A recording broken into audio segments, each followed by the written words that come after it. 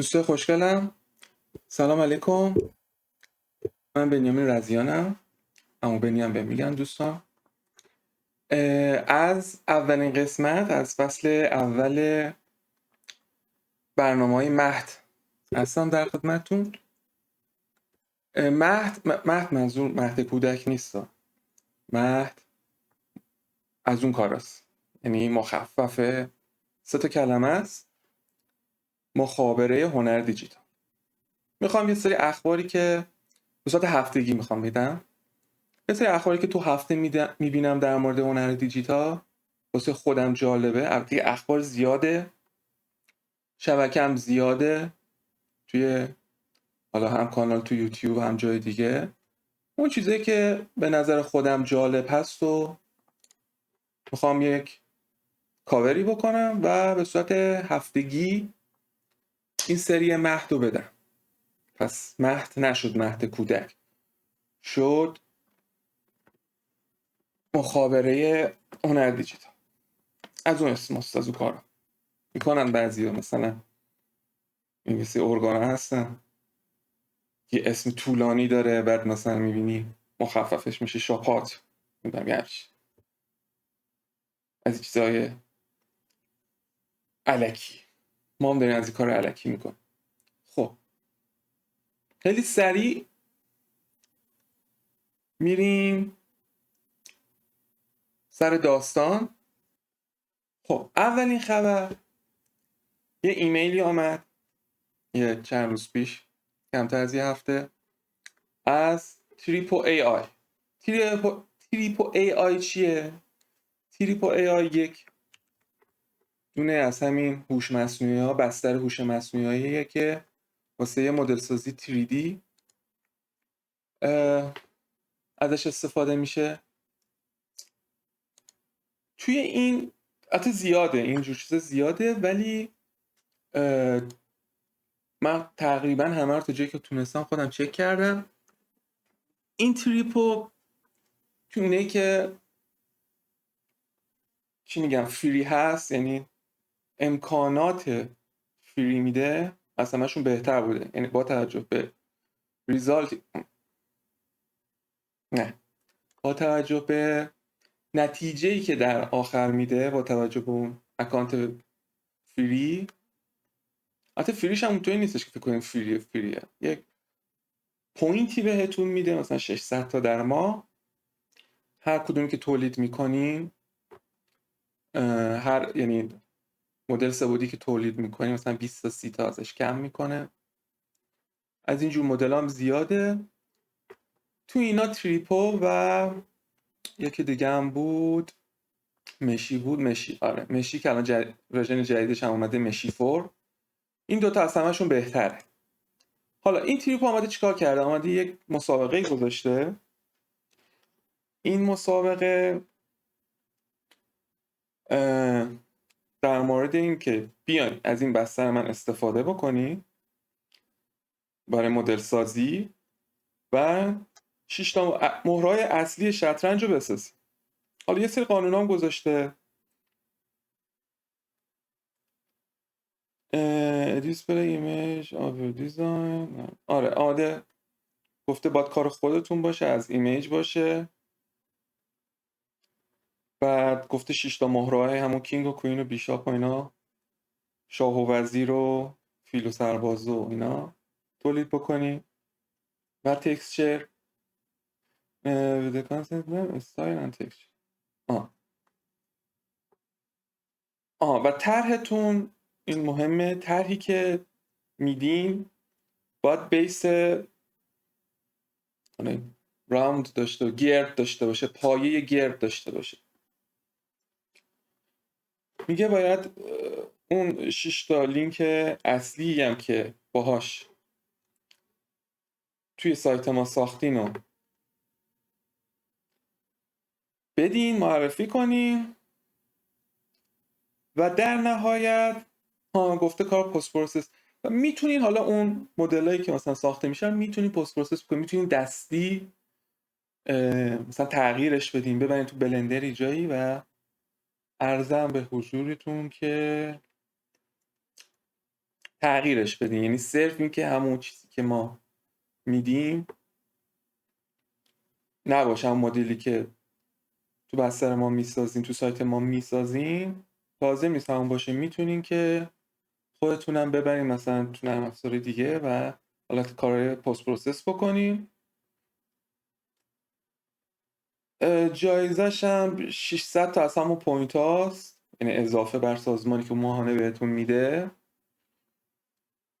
و اینش خیلی جالبه، یه دستگاه پرینتر سه‌بعدی.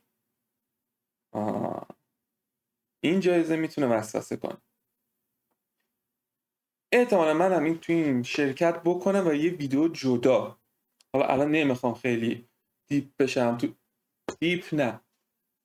توش عمیق بشم و برم ببینم که الان مثلا چطوری کار میکنه. فقط خواستم معرفی بکنم. ولی خودم احتمالا این 3D پرینتر وسوسه میکنه که آدم شرکت کنه. احتمالا شرکت بکنم و یه ویدیو بسازم و بریم. حالا این وینرها چطوری، این برنده ها چطوری چیز میشن؟ یه سری داورا دارن، اون داورای خودشون هم نظر میدن. بعد بیشترین لایک، اون 15 تای اولی که بیشترین لایک رو بخورن، احتمالا اون میان نگاه میکنن ببینن بیشترین لایک های اون 15 تای اولی که بیشترین لایک رو خوردن و داورا احتمالا میان اونا رو بررسی میکنن. حالا گفتن که اون طرح، اونایی هم که برنده میشن طرحشون 3D پرینت میشه و تو سایت این حالا مثل جایی مثل بامبو لب و اینجور جاها مثلا میذارن، یا حتی مثلا بتونن بزن برای فروش و یه پولی به شما بدن مثلا توی. و یه پرینت کاستم دستی هم میکنن بر اساس اون خواسته خودتون. مثلا مگه طرح من برنده بشه میان اصلا دستکاریش میکنن بر اساس خواسته خودم و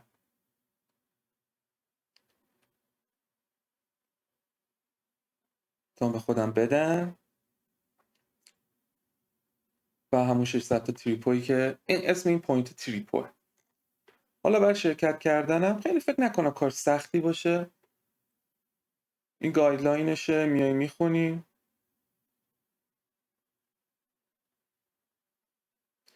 میگه که این مهرهای شطرنجی که درست میکنین تو سایت ما بر اساس پرامپ های تکس هست و ایمیج. میتونین ایمیج بهش بدین.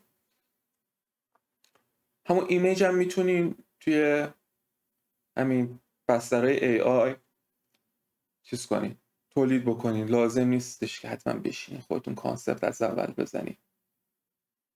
و خودش هم که میگه ما پیشنهاد میکنیم که واسه ساختن این مدل از همین عکس استفاده کنین، از تکست پرامپت هم میتونین استفاده بکنین، ولی ترجیح بر اینه که یعنی خودمون پیشنهاد میکنیم که اگه از ایمیج استفاده بکنید نتیجه بهتری میگیرید. ساب میشنش هم که اونم که قواعدش بود گفتم، پرایسش هم جایزه‌اش هم گفتم. حالا اون عکس ها رو اونم میتونین، همون گفتم میتونین با AI تولید بکنین. من خودم اینجا حالا یه دونه گذاشتم واسهتون. اون بهترین سایتی که من دیدم با توجه به فری بودنش، نه که مثلا بگم بله بهترین ایمیج جنریتور، این تولید کننده تصاویر AI چیزه، بگو اسمش، میدجرنیه.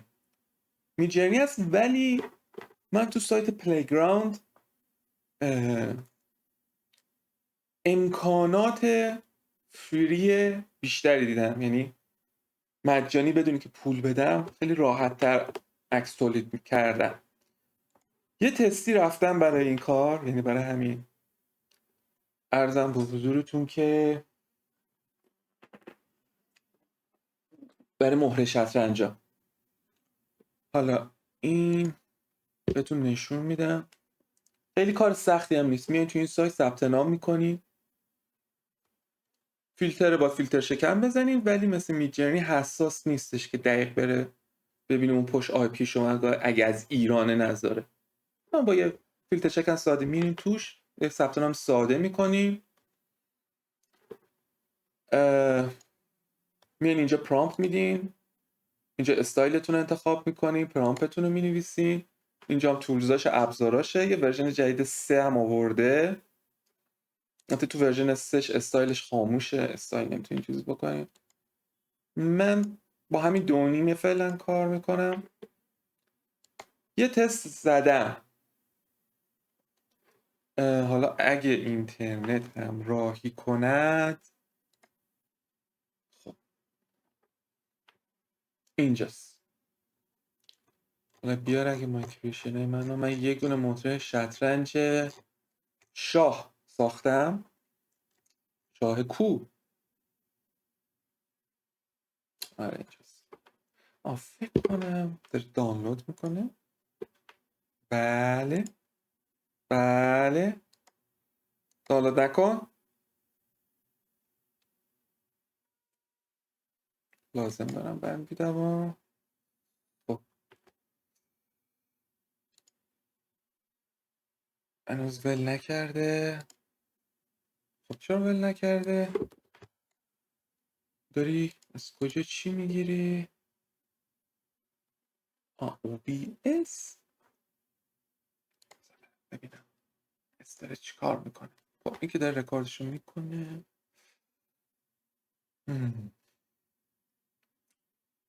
حالا هرچی در صورت خیلی طول کشید. اینجا من یه دونه ساختم، این عکسو با همین پرامپا، استایلش هم چیزه. اینو میایین سیو میکنین، سیو ایمیج و دانلود. تو قسمت یه توضیح حالا در مورد خودش بدم. اینجا ببینید 600 تومن دارم، 575 تا چیزی ساختم. خیلی کار سختی نیست. همین تو سایتش که بیاین ثبت نام بکنین، این آیکونه رو ببینین، یوزر خودتون رو 600 تا احتمالاً بزنه بار اول. اینجا صفحه هومشه. صفحه هومشه. مای مدل وقت چیزی که تولید میکنه، تولیدات عکسی که مدلایی که ساختینو اینجا میذاره. فیوریت هم که مثلا از این اکسپلورر خودشه دیگه، ملت آمدن اینجا مدل ساختن، میتونین فیوریت بکنین. ولی کاری که میکنید تو هم قسمت کرییت، این قسمت اون عکستون رو میسازین. اونجا میگم این کرییت میکنم، 25 تا تریپ ازم میگیره، میزنم و میرم تو مای مدل. اینجاش مهمه. میرم تو مای مدل، چون اونجا میزنی مثلا میگی خب هیچ اتفاقی نیفتاد، یه مدت یکی از این مشکلات یو آی داره. هنوز ببین زدم مثلا هیچ اتفاق احساس کنم، میزنم این صفحه میاد. قبلا نمی اومد، باید میرفت تو مای مدل میدید، اونجا می اومد. این مشکل یو آیش رو برطرف کردم خوشبختانه. خب صبر میکنیم تا وقتی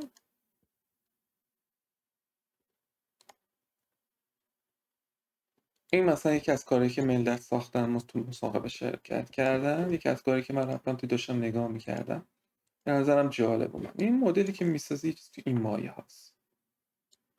میتونین مثلا اینو ببرین جای دیگه، مثل بلندر، مایا، هر نرم افزاری که دارین، ریتوپولوژیش کنین، زیبراش ببرین ریتوپولوژیش کنین، درستش بکنین. گفته بودش که پست پروسس اوکیه. اگه حوصله نداشتین یا بلد نبودین، نمیخواستین خیلی وقت بذارین، این لینک رو حالا میریم میبین.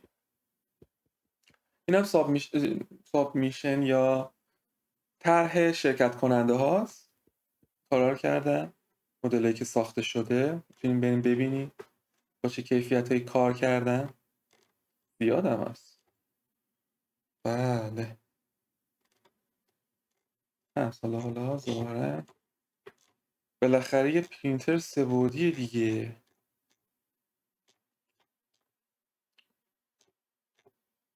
چرا که نه؟ واقعا با همچین کیفیتی مدل ساخته؟ این گفت این احتمال 6 تا لینک هاست. لینک هایی که ساختین، مثلا میبینید من اینو ساختم، فری ترای باید بزنم، بعد میرم تو مای مدل. این بهم تو مای مدل روش کلیک بکنم، اون لینک هست. اینا لینکاش. یه عکس کاستماایز هم، یه عکس آقا دستی خودتون مثلا میتونید ببرین این 6 تا رو یه جایی رندر بکنین یا بچینین کنار هم، مثلا بگین که واسهتون همین حاج آقا پلیگرام یا هر چیزی مثل پلیگرام واسهتون جنریت بکنه.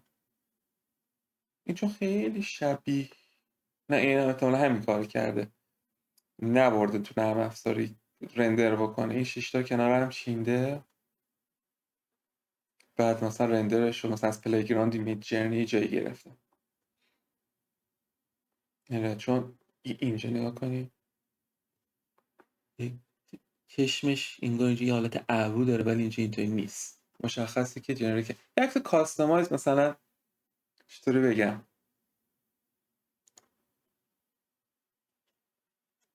حالت بیلبوردی، رندر بیوتی بهش میگن، مثلا یه رندر خوشگل. دیگه رندر رو من نمیدونم فارسی چی بگم. یه رندر خوشگل، یه شات قشنگ از 6 تا مدلش. اینم احتمالاً ساخت. بله ساخت احتمال. حالا اینجا میایم دیگه فری ریترای نزنین دیگه. وقتی ساخت دیدین داریم میزنین میچرخه، دوباره فری ترای بکنید دوباره میسازه و 25 دیگه ازتون میگیره. نه نمیگیره، ولی مثلا اگه این کارش یعنی الان اینجا تمومه، میتونیم بریم ببینیم. میبندیم مای مدل و باز اشتباه کردم، احتمالا یه جایی 2 بار زدم. 2 تا ساخته. آره این یه رندر پی بی آرشه. تو دارین شما دارین اینجا این پریویو پی بی آر میبینین. اینجا سالیده بدون شیدر، حتما اینکه ببینیم مدلتون چطوری هست. و اینم کلیشه دیگه، رندر خامشه. و اینکه بهتر پریویو کنید مدلتون رو. جالبه. این یه لینک، احتمالا منظورش از لینک اینه. گفته پروواید کنین لینکتون رو. این ساب میشنه که من بزنم. اینجا تایتل میدین، اسم خودتون میدین. اینجا کاور ایمیج، این همون رندر بیوتی، رندر خوشگل است. فقط انگار یه تصویر خوشگل از هر 6 تا مهرتون. میتونین هر جوری اینو درستش بکنین. میتونین ببرین تو نرم افزار بلندر مایه جایی بچینین مدلاتون رو و رندر بگیرین، یا با یه جایی مثل میجرنی یا پلیگراند مثلا بچینین بدین اون براتون رندر بکنه بسازه.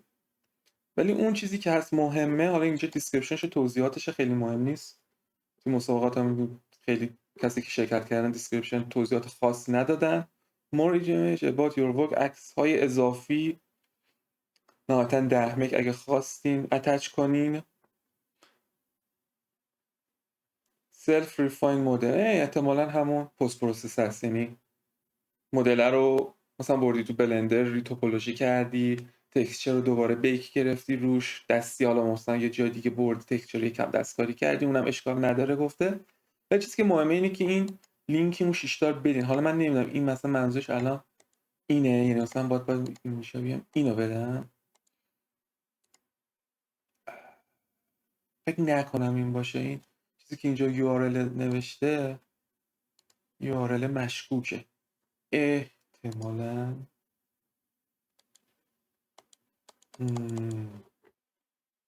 بگن جنه نه این که میگه با این کسی رو دعوت بکنید. این لینک رو من میذارم.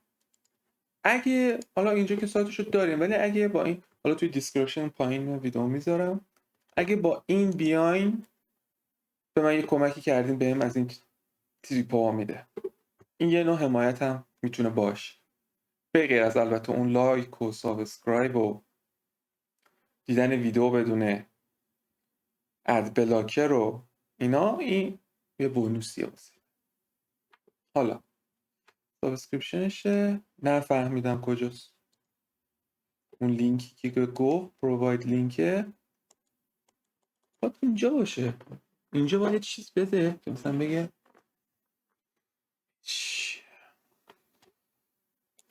اینه این چیه. پیداش کردم، همین پدر سوخته است. کپی کلیپورد شیرینگ اینجا و اینجا کانفرم ببینیم میکنه. یس درست شد. خیلی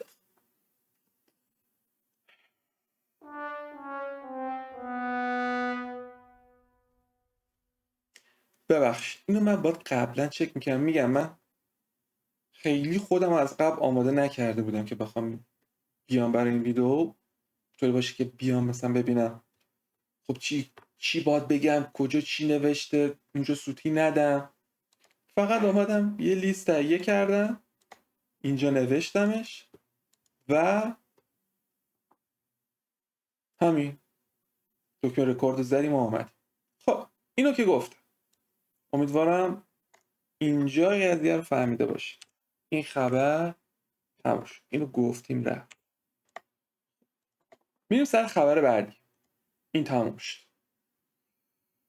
نیم ساعت اصلا فکر نمی‌کردم طول بکشم خبر اول. خیلی سریع میریم واسه بعدی. خبر بعدی در مورد سیستم ریگ و انیمیشن شرکت فرام سافتور. فرام سافتور یه شرکت بازیسازی تریپل ای ژاپنیه. ژاپنی اینش مهمه که ژاپنیه، که بعدا میخواید بفهمید چه اتفاقی میفته مهمه بدونین ژاپنیه. یه سری کارا فقط از ژاپنیا برمیاد. این شرکت فرام سافتور که احتمالاً طرفدارم زیاد داره، احتمالاً شما هم بشناسینش واسه بازی مثل دارک سولز یا بلادبورن، سکیرو، الدن رینگ. محبوب بازی خیلی سختی میسازه. من خودم طرفدارشم. مثلا بازی سکیروشو فکر کنم یه 300 ساعت گیم پلی داره سکیرو. واسه تمام کردن هر 4 تا اندینگش حداقل 200 ساعت میخواد. خیلی شرکت محبوبیه و معروفه به خاطر بازی سختی که میسازه. یه مصاحبه‌ای یکی از لیدرها، یا فکر کنم یکی از لیدرهای قسمت انیمیشنش بود،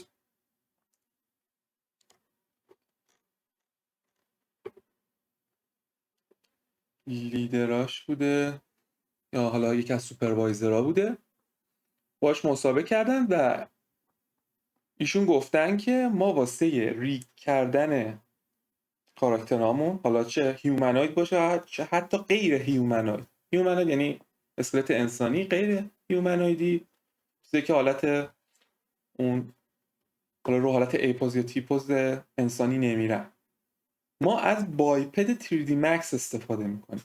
3D Studio Max حالا نرم‌افزاری هم هستش که قدیمیه، خیلی باش وقتی کار میکنی انگار پشت تانک نشستی، تانکای که مال جنگ جهانی دومه.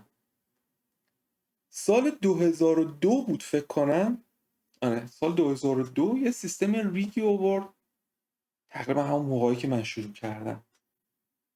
حالا مثلا دیگه از 2002 داشتیم بازی میکردیم، ولی دیگه از 2002 من جدی شدم. اتفاقا کارم کرده بودم با 3D Max هم شروع کردم مثل خیلی ها، با بایپدم کار کردم. یک تکنولوژی قدیمی داره، هنوز از همون موقع، یعنی فکر کنم آخرین باری که دستکاریش کرد شرکت اودودسک 2004 2005 بود. واقعا دیگه فیچر جدیدی نیوردن و اینکه خیلی سیستم قدیمیه. من اصلا فکر نمی‌کردم هنوز کسی، مخصوصا تو شرکت‌های تریپل ای، اونم فرام سافتور، بیان واسه ریگ و انیمیشن کاراشون از این سیستم استفاده بکنه، از بایپد 3D Studio Max. جالب بود برام. یه ضرب المثلی هست میگه که هیچ وقت به تیم برنده دست نزن. اینا احتمالاً همچین مایندستی داشتن، افکاری داشتن یا ایدئولوژی داشتن.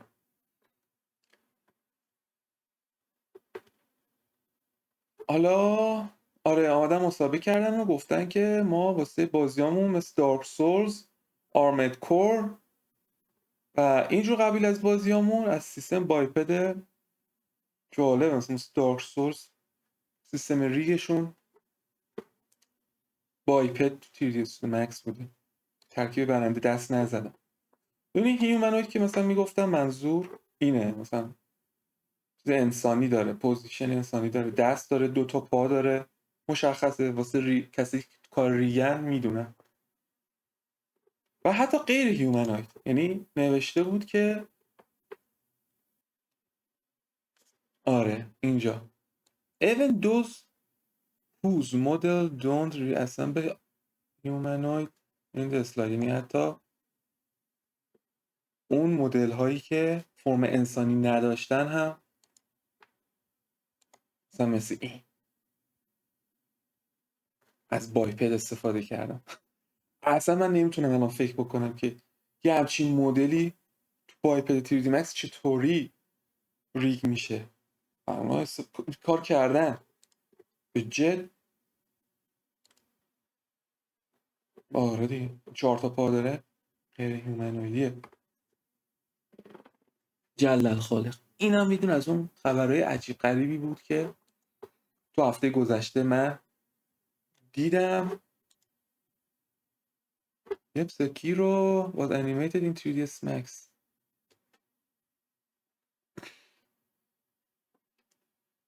عجیبه. بایپت 3ds Max from software.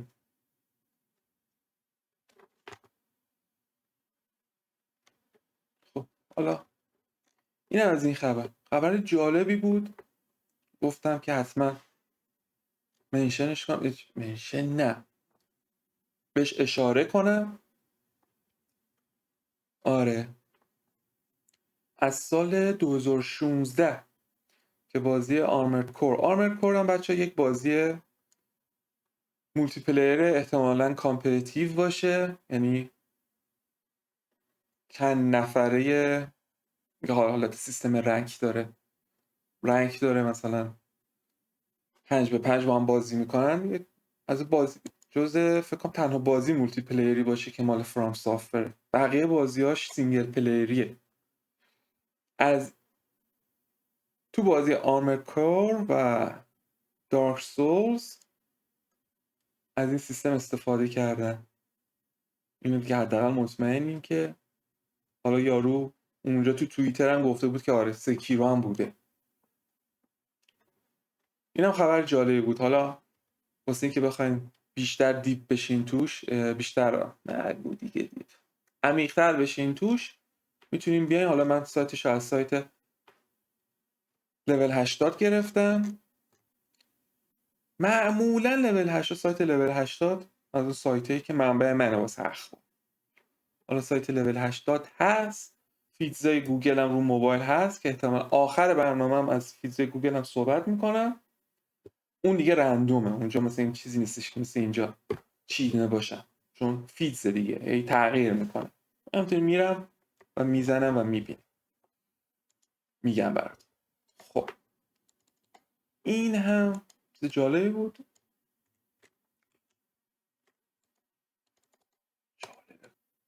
بازی سوپروایو از حالت پری آلفا در اومد و رفت تو حالت بتا. و چیزی که جالب بود برای من اینی که رفتن رو بستر استیم. من حالا خودم ورژن پری آلفاشو ثبت نام کرده بودم، گرفتم. چیزی که دیدم این که لانچر خودشونو داشتن بار اول، ولی مثل این که شیفت کردن دیگه، مثلا نمیخوان لانچر خودشون داشته باشن و رفتن رو بستر استیم و رو حالت الان رو مود بتاش هست. حالا اینکه سوپروایو چیه؟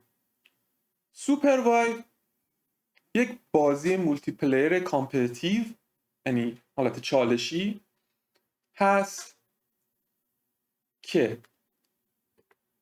توسط شرکت توری کرافت ساخته شده. سایت توری کرافت چیه؟ سایت توری کرافت، حالا تا جایی که من میدونم دقیقا نمیدونم از چه سالی، ولی از پارسالش مطمئنم، از 2-3 سال پیش، شاید 4 سال پیش، یه سری از سوپروایزرها و لیدرهای شرکت‌های رایت، بلیزارد و احتمالاً والو، حالا دقیقا نمیدونم، اینا دور هم جمع شدن، این شرکت رو تأسیس کردن.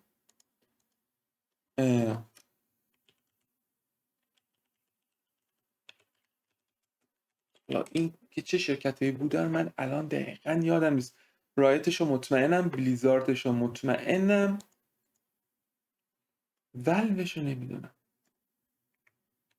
ایکس بزنیم.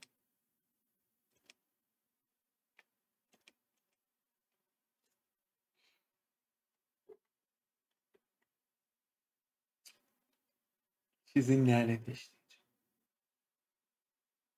خلاصه حالا مهم نیست. اینا آمدن یه بازی ساختن به نام سوپر وایو. قبلا که پری آلفا بود، پروژه لوکی بود اسمش، یعنی بازی قبل از که ریلیز بشن یه اسم پروژه دارن، اسم پروژهش پراجکت لوکی بوده.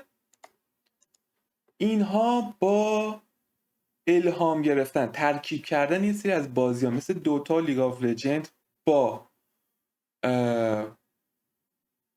ایپکس یا اپکس و دیگه چی بود اون بازی بلیزارد؟ یه بازی شوتینگی داشت. خلاصه بازی اینطوری، یعنی بازی هایی که حالت تیردی شوتینگ اول شخص داشته و حالتی که استراتژیک، کارکتر استراتژیکیه مثل لیگ آف لجند یا دوتا بوده، آمدن اینا رو ترکیب کردن و یه بازی ساختن به اسم سوپر وایو.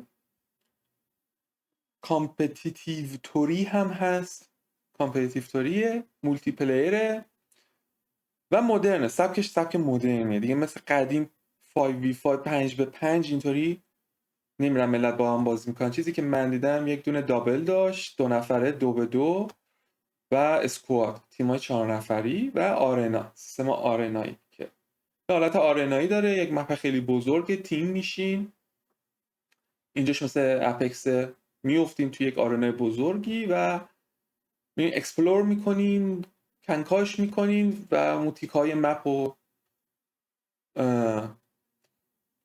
واسه خودتون کپچر میکنین، آیتم میگیرین، کمپ داره و این وسط یهو تیما به هم دیگه میخورن و باید با هم مبارزه کنن. بازی جالبیه، من دوستش داشتم.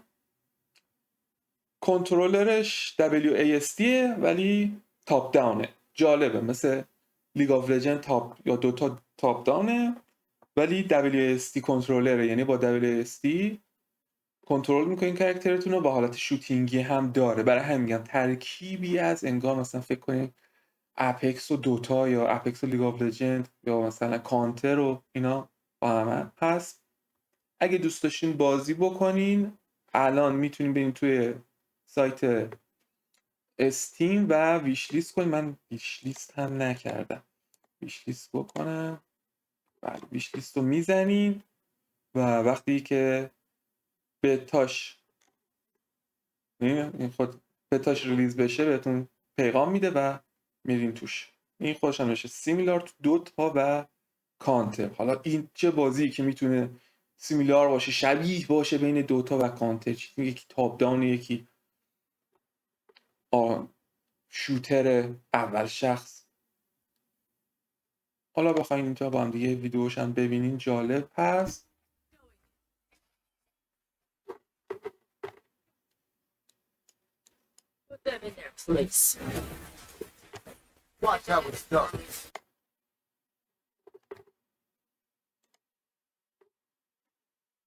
خب اینترنت باز یاری نکرد، همونطور که اینترنت یاری نداد تا چند لحظه پیش اگه یادتون باشه.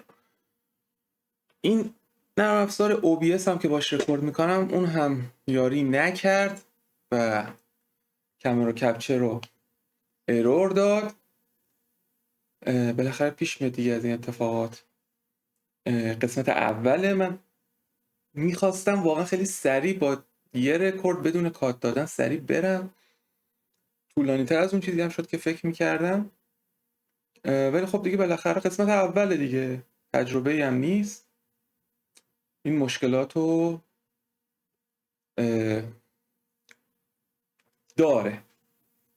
لطفاً ببخشید برای این اتفاق. داشتیم در مورد سوپروایز صحبت میکردیم. آره دیگه، آمدم پریویوشو نشون بدم. خب پریویوشو نشون داشتم میزدم که بره. Hey everyone, Joe here. And yep, you read that right. We're bringing Supervive to Steam with our biggest, most ambitious open playtest at Steam Next Fest.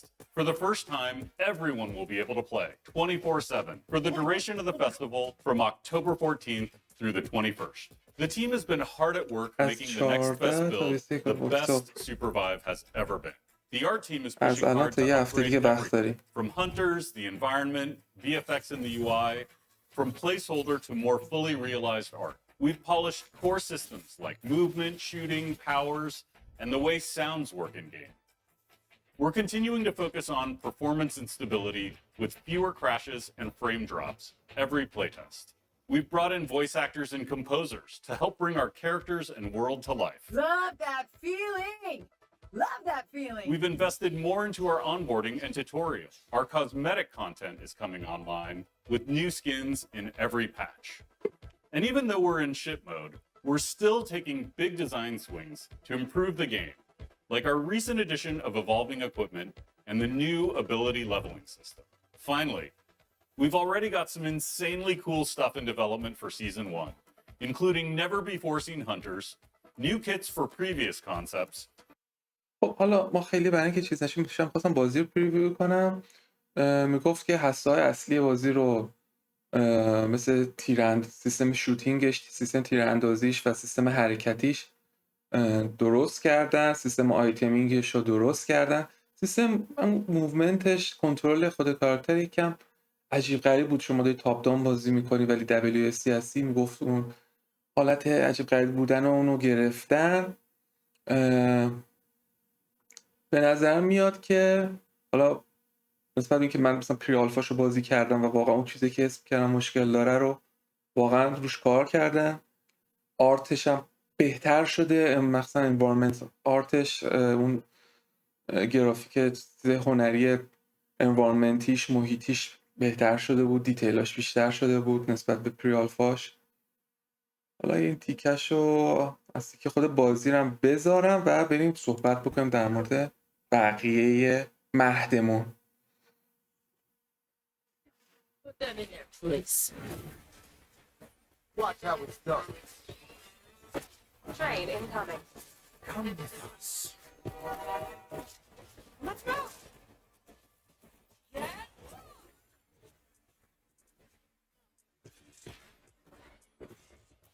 What grenades? Stop running. ادیت ویدیوش هم خوب بودن خودش، ادیت ویدیوشون هم جالب بود. خب چیزایی که من حالا از قبل الان دسترسی ندارم به لینکاش، چیزایی که از قبلم داشتن در موردش صحبت میکردن این بود که ظاهرا توسعه بازی رو دارن روی آنریل انجین انجام میدن. این مثلا بحث مال زمانی که پری آلفاش بود صحبت میکردن. من یه توییتی هم از یکی از فکر کنم از دیزاینرها بود یا دیولاپرها بود که داشت کار میکرد، توییتر گذاشته بود که آره مثلا این تیکش رو درست کردم. ویدیوش دیدم مثلا تو محیط آنریل بود و قسمت اتفاقا بلو پرینت آنریل هم بود که داشت کار میکرد. جالب بود، یعنی اینکه توی آنریل هم داشتم. صحبت از آنریل شد. خبر بعدیمون در مورد اپیک گیمز. اینو ما ببندیم. اپیک گیمز 2 تا خبر داریم در موردش. یکی راه اندازی فروشگاه فب شون هست. خب در مورد راه اندازی فروشگاه فب هست. فب چیه؟ خب از اونجا که میدونید دیگه مال اپیکه و اپیک هم پول داره و همطوری میخرید. آرت استیشن رو چیز کرد، اسکچ فب رو خرید، کلی چیز میخرید این وسط. آمده چیکار کرده؟ آمده میخواد بیاد یک بستر مشترکی از فروشگاه ها را بندازه.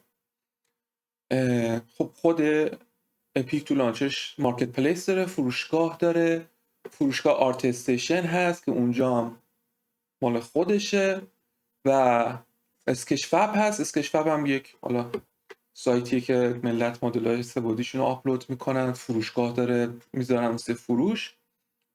اپیک آمده چیکار کرده؟ گفته من میخوام همه اینا رو یک پارچه کنم.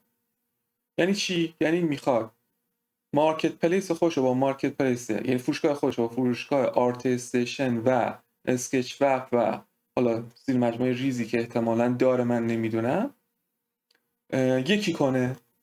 و این قضیه از وسط سپتامبر شروع میشه.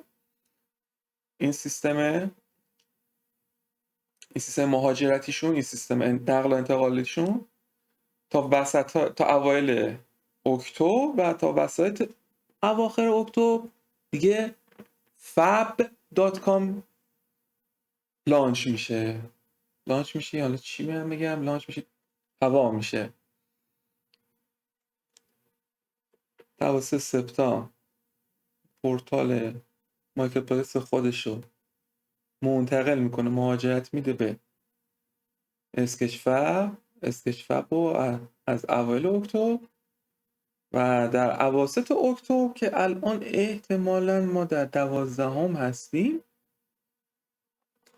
آره دیگه تا چند روز دیگه فب لانچ میشه و لینک هم داده، گفته که آقا این سیستم مهاجرتیتون رو میخوای انجام بدین، مثلا اگه تو اسکچ فب هستین بزنین و منتقل کنین پروفایلاتون رو، حالا چه تو اگه تو آرت استیشنه چه توی اسکچ فب، اگه فروشگاهی اونجا دارین منتقل کنین به این بستر جدیدی که داریم راه میندازیم. جالب بود، یعنی احتمالاً با توجه به چیزی که خوندم و کویکسل هم بود. کویکسل هم یکی از همون خریدهای اپیک بوده، گفتم احتمالاً یادم رفته باشه، یکیش کویکسل بوده. شما تو سایت کویکسل هم اونجا مارکت پلیس هست، فروشگاه هست، ملت مثلا میرن اسکنای 3D شون و محصولاتشون اونجا میزنن واسه فروش. اونجا هم میخواد انگار ادغام بشه. بله جالب بود. یعنی احتمالا تا چند وقت دیگه اسکچ فبی به اون شکل نباشه. ببینیم الان اسکچ فب هست یا نیست، یا حداقل دیگه این به این شکل نباشه. این تمام کانتنت ها و محتویات این بر سایت کویکسل و احتمالا آرت استیشن منتقل بشه تو اون سایت جدید. ما اگه بخوایم لاگین کنیم هستیم آیا؟ آره باید احتمالا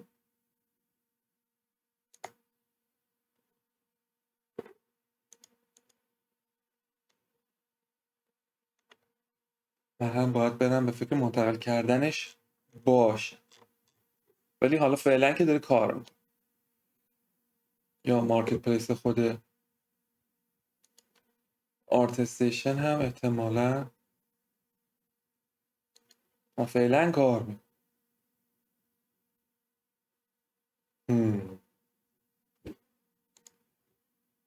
آره ولی اینجاها ایناها و کوکسل اینها قرار همهش بره توی یک سایت، توی یک بستر سایتی به اسم fab.com. حالا احتمال تا چند وقت دیگه اجرای شدنش رو میبینیم. اینجا مثل توضیحات داده در مورد تایم لپسش، مهم نیست. گفته که ما سعی کردیم که این کاری که میکنیم به نفع یوزرها باشه. حالا چقدر قرار به نفع یوزرها باشه، اینکه مارکت پلیس کویکسل، اسکچ فپ و آرتستیشن و مال خودش، اینا همه اتفاقا من خودم به شخص استقبال میکنم برای اینجور کارا، که هر چیزی پراکنده‌ای مثلا یک شرکت قوی گنده بیاد پشتش و یکی بکنی، یک پارچه بکنی، یک پارچه بودنه خوبه. از یه جای به بعد که بخواد انحصاری بشه بد میشه، ولی اینکه بخواد معنی و مفهوم اینو داشته باشه که چیزهای کوچیک و همه رو برداری یه جا ببری، کار خوبیه. خبر بعدی در مورد اپیک، در مورد لانچ کردن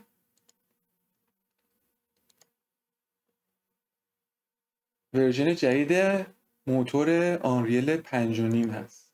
خب حالا اینکه بخواین خیلی عمیق بشین توش که ببینین که چه فیچرهای جدیدی آورده، چه امکانات جدیدی آورده، اینا توصیه میکنم اگه خودتون خیلی گیکین توش برین تو سایت خودش. ولی چیزی که برای من جالب بود آوردن تکنولوژی مگالایت بود. تکنولوژی مگالایت ببینید معمولا کلا هر در افزارهای سی جی هر وقت که آپدیتی توشون صورت میگیره معمولا یه چیزی شاخص میجره، مثلا بهش میگن میجر نی فیوچر، یک آپدیت اصلی که روش تمرکز میکنن، اول اونو میگم بعد حالا چیزهای دیگه هست. اون اصلیه واسه آنریل 5.5 اون مگالایتش هست. سیستم نورپردازی جدیدی آوردن، احتمال اما کلا نورپردازیه تحول عظیمی آورده. چیزایی که من دیدم یکیش این بود که شما میتونید نورپردازی بکنید بر تکسچرتون.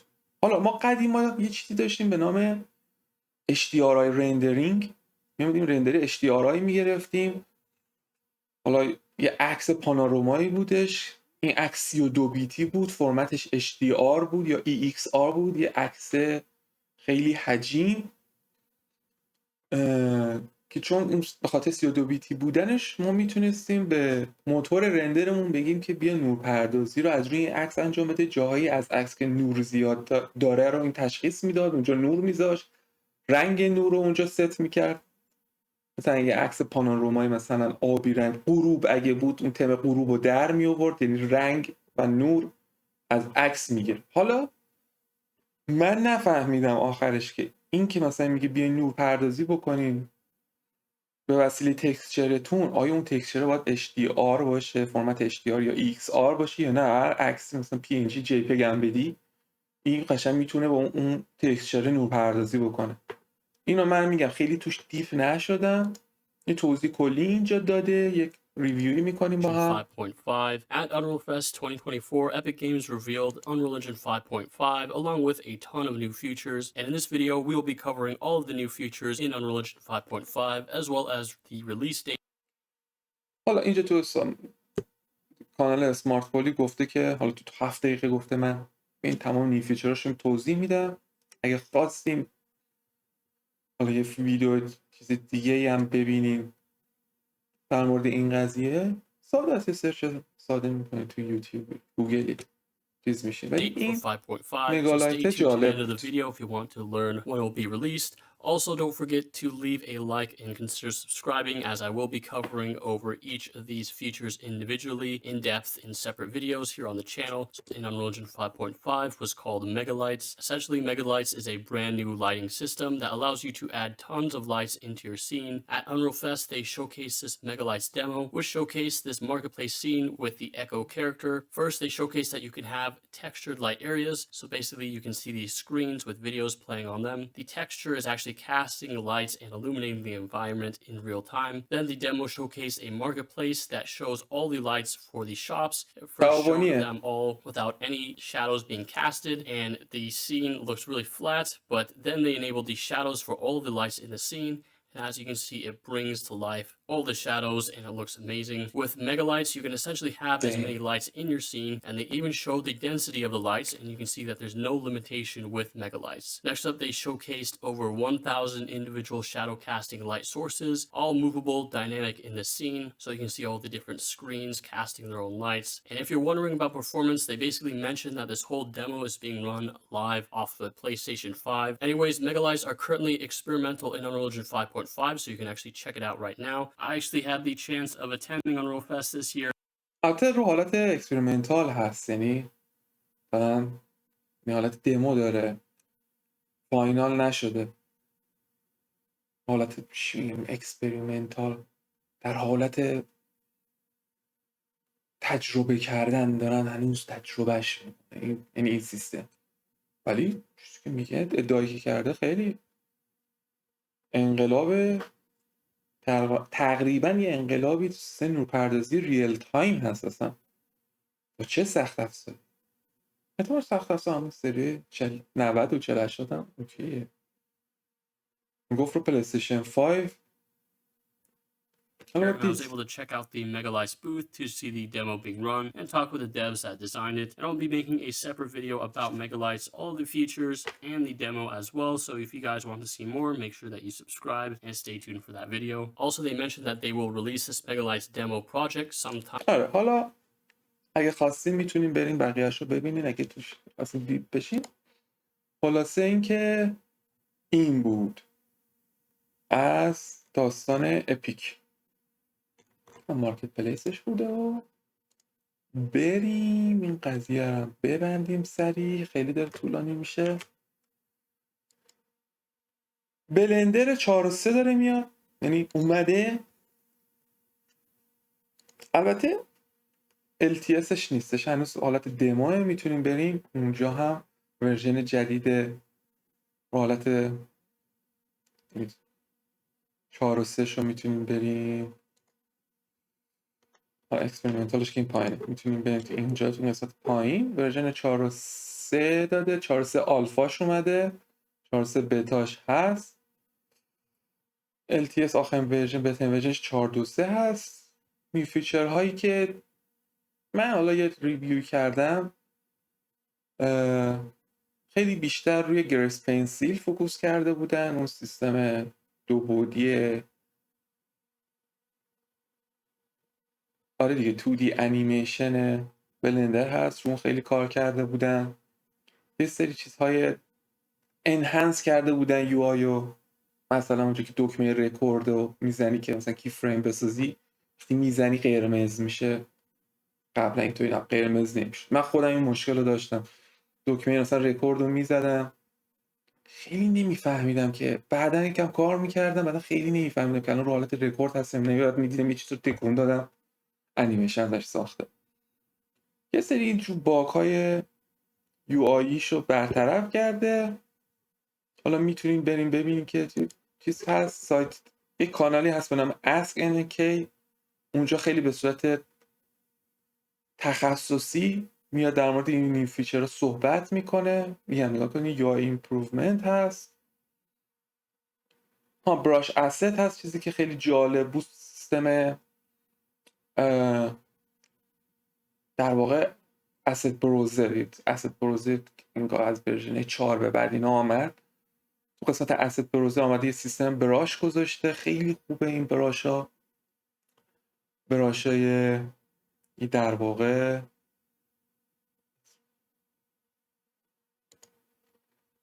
چه مجموع به پینتینگ باشه، ورتکس پینتینگ باشه، اسکالپس باشه. Coming to this one browser, you would be able to find all the brushes here. So by default, we did make a video about this one where we talked about the brushes that was coming alongside the hair tools that were already in Blender. Now these brushes will cater to every single thing that has to do with brush inside of Blender. Mostly the sculpting, grease pencil, mesh texturing, mesh painting, and vertex paint. Brush section within the curve scope, the hair scope you find. حتی براشای مو اگه خواستیم، این چیزش جالب بود، آمده بود یه سری پریست گذاشته بود واسه براش ها، چه مربوط به واسه سیستم مو باشه، چه برای سیستم اسکالپتینگش باشه، چه برای پینتینگش باشه. این جالب بود. این پریست ها خیلی خوبن، خیلی وقت پیش باید این کارو میکرد، همون موقع اوایل ورژن 4 که asset browser رو اضافه کرد و میبینه که بیشترین چیزش سیستم گریس پنسیله و خیلی چیزهای دیگه مثل همیشه که اگه خواستیم میتونیم بریم تو این کانال و دقیق ببینیم که چه چیزهایی آورده. یک چیزی هم آورده خود بلندر مارکت. اون سیستم ادان دیگه ادان نیست، اسمش گذاشتن اکستنشن. یکی از این فیچراشه، ادانو کردیم اکستنشن. و یه قسمت مارکت پلیس هم آورده خود بلندر، اون هم جالب بود، من خودم نگاه کردم چیزای جالبی تو Learn مارکت Spanish پلیسش with هست. Real Spanish TV. Click on words in the sub. You can. Other things that you can get off. آره قسمت مارکت پلیس خود بلندر هم جالبه، چیزای جالبی داره، چیز فری جالبی هم میتونید توش پیدا بکنید. یه جور آپدیت کردن خودتون هم هست، میتونید بریم ببینید که چه جور ادانه جدید، نه دیگه ادان نه، چه اکستنشن های جدیدی اومده. اینم خوب.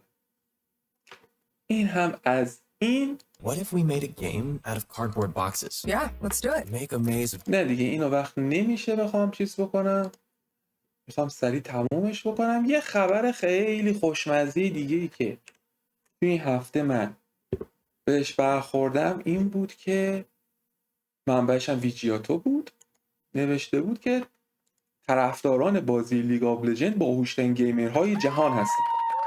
حالا تو نوشتن تایتل اشتباه داره، چیز به طرفداران نمیشه گفت، باید می‌نوشت پلیرهای یا بازیکنهای بازی لیگ آف لجند. طرفدار کسی که طرفدار باشه که گیمر باهوش نمیشه که. من مثلا طرفدارم الان مثلا باهوش میشم تو گیمرها؟ نه، باید مینوشت که بازیکنان یا پلیرهای، حالا پلیر رو اگه بخوایم فارسیش بکنیم طبق همون قانونی که اول ویدیو گفتم، بازیکنان بازی لیگ آف لجند باهوشترین گیمرهای جهان هستن. خیلی خبر جالبی بود. منابعش هم حالا منبع اصلی خودم که ویجیاتو هستش، ولی خیلی توی منابع دیگه ای اینو نوشته بودن، سایت ای اسپورتس نیوز یوکی و یکی دیگه هم بود اسمش الان یادم نیست، بینگو بود ویندو بود. اونجا تو 2 تا در واقع ریسورس داره، منبع خبر داره اونجا که اونجا بهش به این قضیه پرداخته بودن که طرفداران نه، بازیکنای بازی لیگ آف لجند باهوشترین بازیکنان گیمرهای جهان است. بعد آمده بود نوشته بود که مثلا میانگین گرفته بود، این چیز تحقیقاتی مفصل، اینطوری نیست یه نفر طرفدار مثلا رایوت بوده یا پول گرفته از رایوت یا طرفدار لیگ آف لجند بود آمده گفته که مثلا اینطوری، نه، یه سری تحقیقاتی بوده که تو انگلیس اون سایت هم اون یکی رفرنس هم ویچ بینگو بوده. حالا اینجا مثلا میتونیم باز این از اون گرفته، یه سری تحقیقاتی که کرده بودن از چه سالی تا چه سالی آمده بودن، بین بکنم 1000 خورده‌ای پلیر بود گرفته بودن که اینها آیکیو هاشون رو اندازه‌گیری کرده بود. Administrative Intelligence Test این بیچ بینگوه بوده.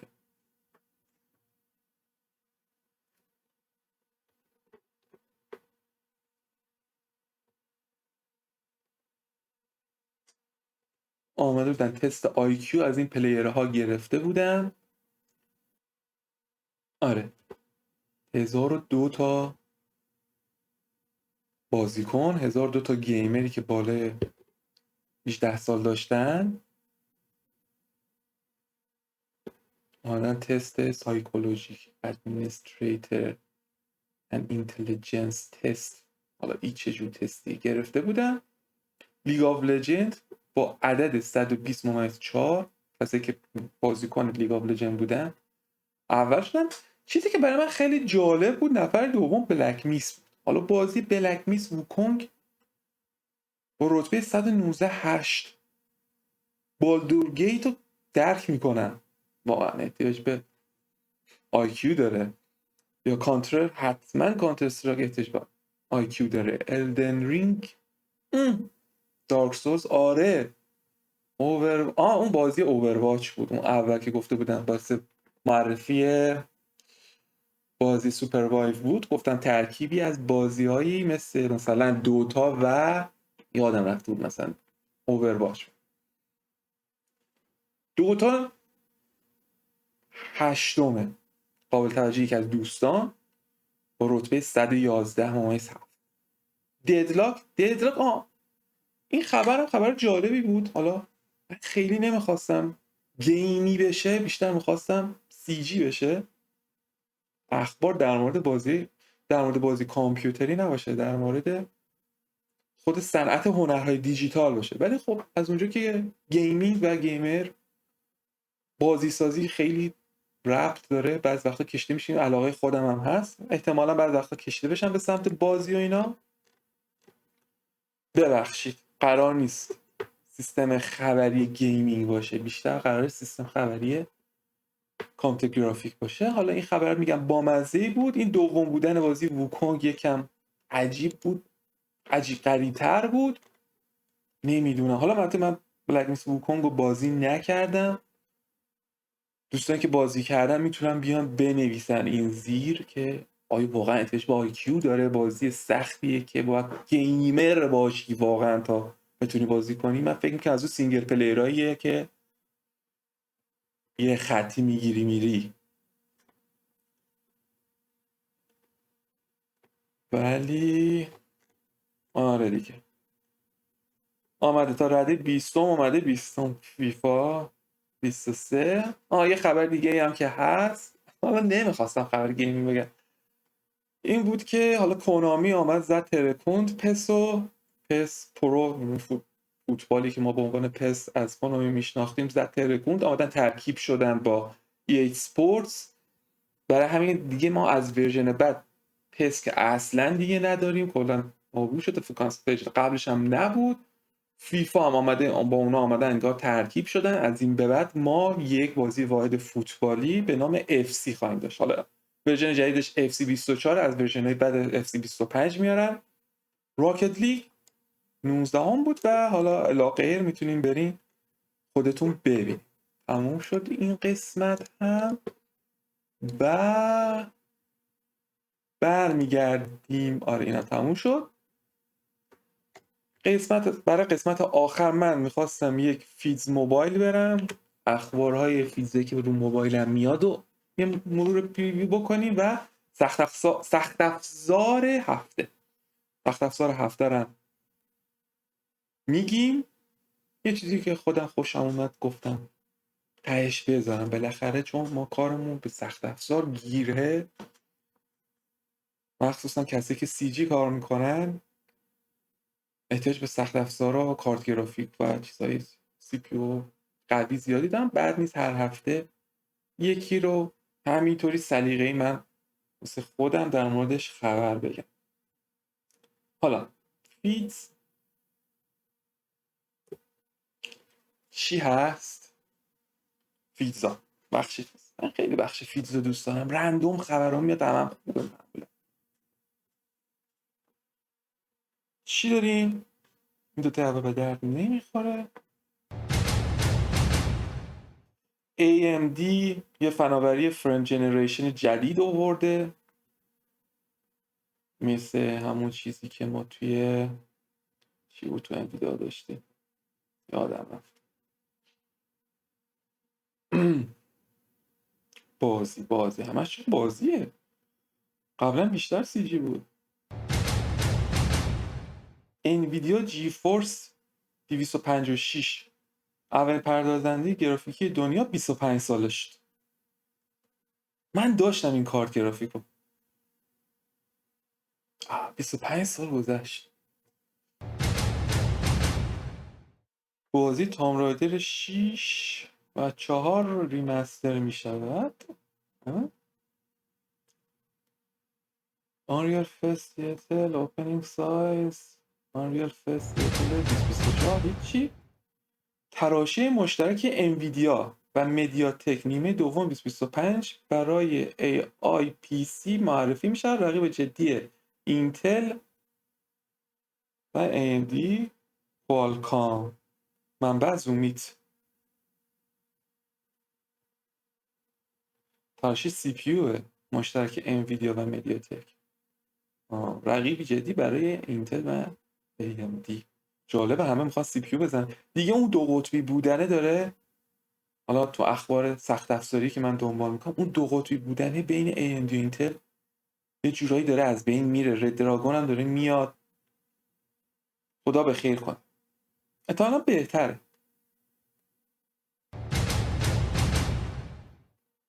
برنده جایزه نوبل از دلیل اخراج مدیر عامل اوپن ای آی میگوید هیچی سی جی نداریم، یا گیمه یا تکنولوژی هوافضاه.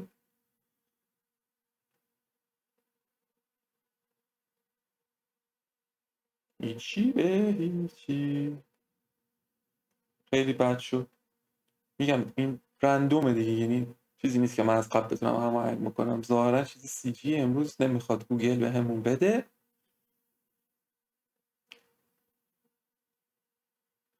نیو دیلیور ویندوز 10 آپدیت دیلیور اسم مدیا پلیر.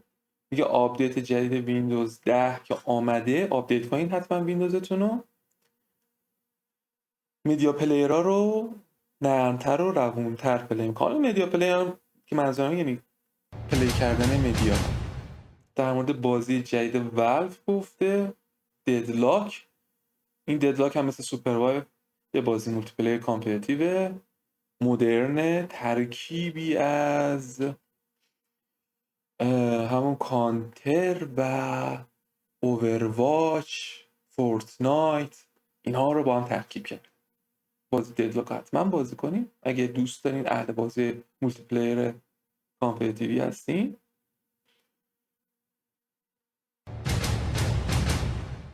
یه خبر جدیدی که حالا این شایع شده بود ولی میخواستم بهش نپردازم. اینم گیمینگ سی جی نیست، ولی حالا مثل که دیگه شایع نیست واقعا همچین اتفاقی افتاده. منبع خبر که الان دیدم زومیت هست. اینا البته توی سایت خارجی قبلا دیده بودم، حالا زومیت هم چیز کرده. اینکه استیم قبلا گفته بود که ما میخوایم اون سیاست مالکیت گیمرها رو از رو بازیشون برداریم. یعنی شما قبلا اگه یه بازی میخریدی مالک اون بازی بودی، دیگه الان مالک اون بازی نیستی، صرفاً مجوز بازی کردن اونو داری. حالا این سیاست چرا گذاشتن؟ به چه دلیل گذاشتن؟ میخواین دیپ بشین توش، برین سرچ کنین ببینین که چرا استیم همچین خبطی کرده. دیگه الان شما مثلا ببین یک بازی بخرین تو استیم، نمیتونین مالک اون، نمیتونین ادعای اینو بکنین که مالک اون بازی هستین. صرفا اون پولی که شما دارین صرفا یک مجوزیه که شما میتونین اونو بازی کنین. حالا این چرا همچین کاری کردن، کجا کی چی کار کرده، چه پلیری چه سوء استفاده کرده که باعث شده استیم همچین تصمیم بگیره، اونو خدا عالم است. چگونه از آن OBS چگونه از آن استفاده کنیم؟ OBS چیزی که من الان دارم باش رکورد میکنم، سر ناسازگاری زد وسط ویدیو و زد ویدیو کپچرمو توی ریکون کراشته، ولی خیلی نرم افزار خوبیه. حالا جدا از شوخی اوپن سورس، واقعا یکی از بهتریناست، مثالشو نداری. بهترین سیستم گیمینگ تا 130 میلیون تومان، سایت تکاف.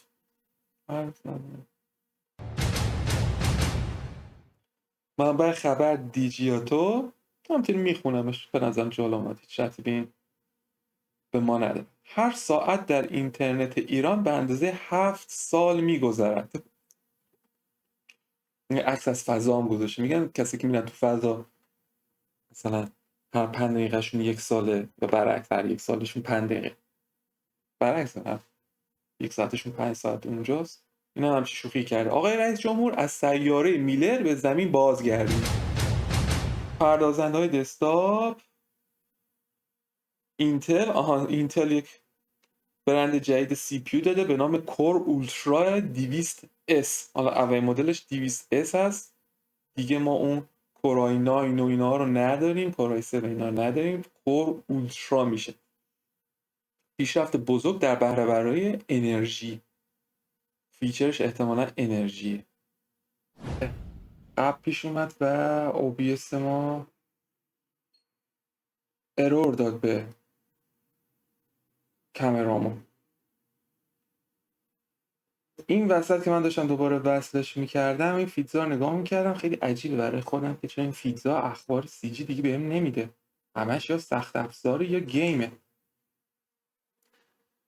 در صورت من یه نگاه اجمالی کلا کردم، فیدز خاصی نداشتیم، فقط یه جا نوشته بود یک نوجوان توانست برای اولین بار در مرحله 255 بازی تتریس را با موفقیت تکمیل کنه. بعدم نوشته یه نفر تونست بالاخره لول 255 تتریس رو بره، یه نوجوان.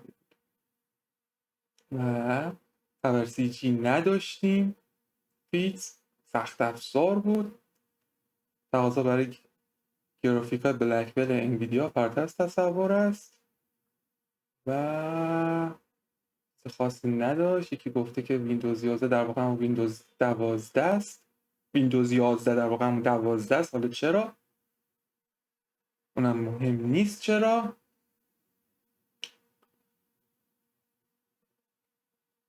و چیز مهم دیگه ای نبود.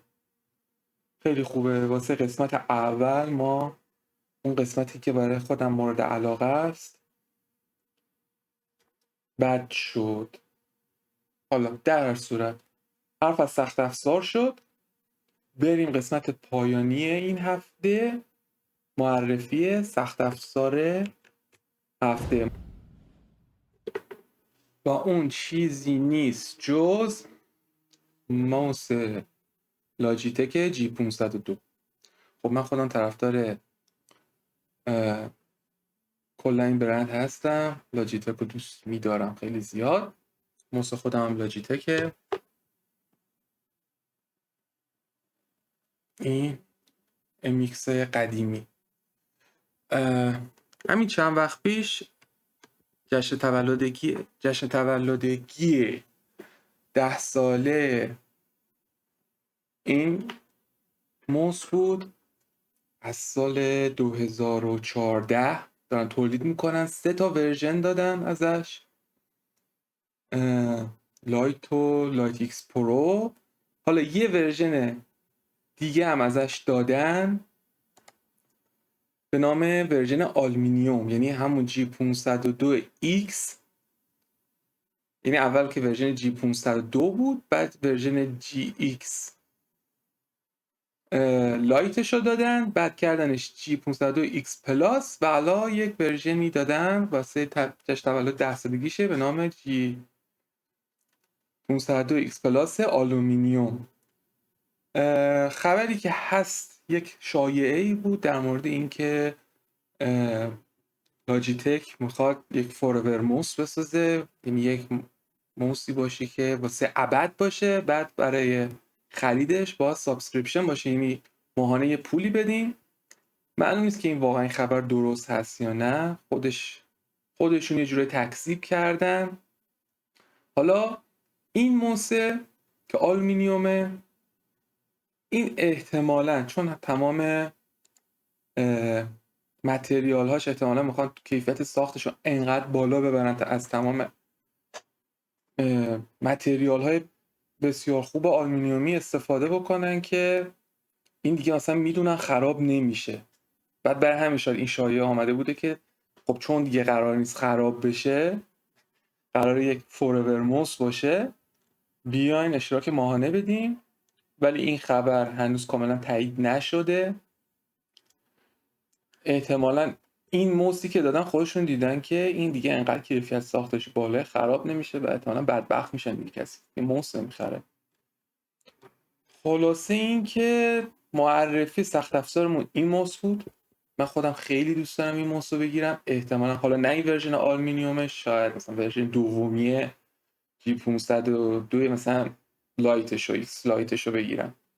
ایکس پلاسش گرونه، مثلا هولوش 10 تومنه الان. در هر صورت این هم سخت افزاری بود که خواستم این هفته، یعنی هفته اول معرفی بکنم. دوست داشتم با این شروع بکنم.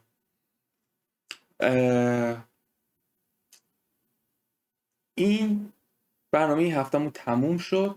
ببخشید اگه کیفیت صدا بد بود، من بد اجرا کردم. بالاخره بار اوله، میگم اپیزود اول فصل اول اپیزود اوله، تجربه ای هم ندارم. پایین دیگه لایک و سابسکریپشن و سابسکرایب و اینا یادتون نره. ویدیو رو تا ته ببینین بدون اد بلاکر خیلی خوبه برای من. بازم میگم معذرت خواهی برای اینکه اگه مشکلی توی تصویر هست، صدا هست، من بد توضیح میدم. واقعا صادقانه اگه هر چیزی که توی این ویدیو شما رو اذیت میکنه یا کرده، یا اگه مثلا نظری ایده‌ای دارین که مثلا میتونه، فکر میکنین واقعا میتونه بهتر بکنه، من پیگیری میکنم و خیلی لطف دارین دیگه. خلاصش این برنامه هفته تموم شد. تا بعد، خداحافظ.